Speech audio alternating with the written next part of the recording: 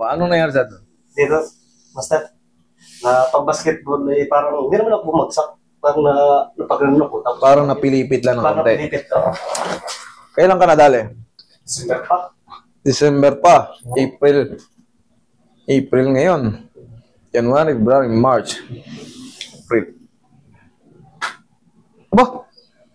Nakalak, sir ah. Frozen na siya. Masakit nga eh. Kaya nga, ito. Nalito talaga eh. Ito, tingnan mo. Ayaw. Masakit.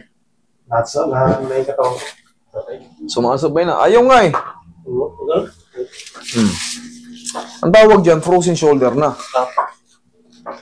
Frozen shoulder kasi ayaw maangat eh. Pero yun ang pinaka-cause niyan, napilipit ka sa basketball. Hindi naman ako bumagsak.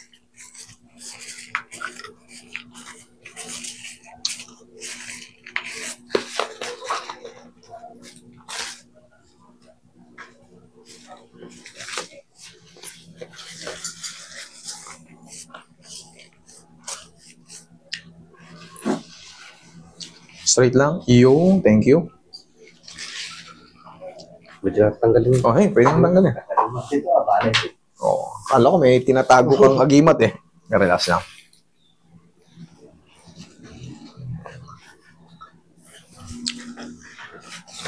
Palambutin ko muna para siguradong kasi super frozen to si sir eh. Ang nangyari dyan sa'yo sir, hindi pa naman siya pakat na pakat eh. Base rin sa ano ko. Ang tawag dito ay subchromial bursitis. Kaya sumasama yung ano mo. Pero pag hinihipo ko, pag ginangat ko, kumbaga hindi talaga yung na dikit yung tinatawag na adhesive capsulitis or thickening of the capsule joint. Hindi pa siya sa ganun. Ang hula ko rito is subchromial bursitis lang to. Namamaga yung dito mo yung pinakagantuhan. Yung ganito. Yan masakit eh. Ito po. Sakto. O, dyan nga yun. Subchromial bursitis. Parang nalambot dito eh. Kahit sa pag-hikab, pinaapektuhan ka? Parang nalambot dito pagramdam ko. Grabe ah.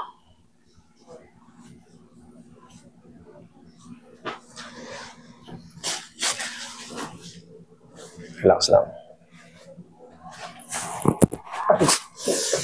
Sige, sigaw mo lang ng Darna. Ha! Sarap nung tumunog na yun. Ano lang naman yan? 30 seconds pababa. Pahingin ko ting ano, Roy? Sakto lang yan. Mangangapal yan, parang dahil mangangapal. Tapos, habang tumatagal, sisingaw siya, makakabalik na yan. Pero, huwag kayong umasa na hindi kayo masasaktan. Kasi talagang kahit saan kayo sumuot, kahit saan kayo kumbaga magpa-adjust o hindi, ganun pa rin. May pain talaga siya. Kaya nga, pinababaon ko kayo ng 10 kilong lakas ng loob. Parang nandito ko din. Okay ka lang? Okay, last na to. Ito? Hindi na. Kayang-kaya mo na yan. Ang mahalaga ron, tapos na yun.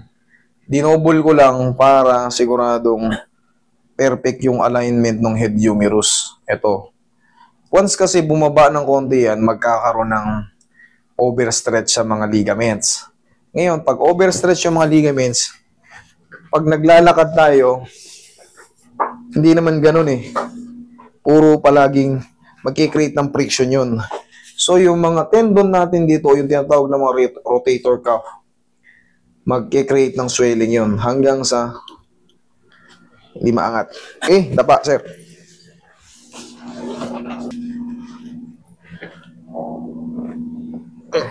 Roy, massage mo si sir. Yung mga gumagalaw na yun, sir, yan talaga yung mga... Sakit ko lang yung ganito. Oh, sige. Pasama mo na yun, Roy. Dito. Wait lang. Jump. Masakit. Sakit na, una-una. Sige. Yeah.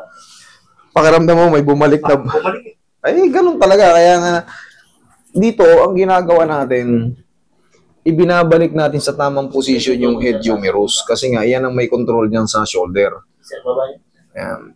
Lagi sa tiyan yung kamay. Yan. Kasi pag wala sa timing yan, sabi ko nga sa'yo, punong-puno na ng ligaments yan dyan. Pag nawala sa timing yan, once na ikilos mo yan, may mga ma-hyperextend o ma-overstretch ang mga pyesa na magkikreate ng ano. Katulad yung subchromial bursa mo. Yan ang namamaga. Kaya tinatawag na yun subchromial bursitis. Inhale. Exhale. Tapos yung mga rotator cuff na yung nakapalibot dyan. Rotator cuff ang tawag doon, yung mga muscle at tendon na nakapalibot yan. Yan, isa rin sa mga pangkaraniwan na babanggit pag sa mga shoulder pain. Pero pagka ganun pa man, kaya natin yan. Maraming pumupunta rito na may ganyan. Okay? Maangat na siya kaso may pain pa. Pero that's normal. Upo ka. Pansinin mo. Kanina ayaw eh. Pag ganyan, di ba ginagaya? Ngayon, Naangat ng konti. naangat na. Kanina ayaw eh. Pero sabi ko nga sa inyo, hindi pa yan siya perfect. Kasi nga may swelling dun sa loob. Day by day, gaya nga ng tinuturo ko, yan. Kaya naman. Kaya. Yan. Hanggang sa lumuwag na yung loob, mawala na yung stiff muscle doon, yung mga ligaments sa tendons dyan, dire-diretso na yan. Okay? Thank you.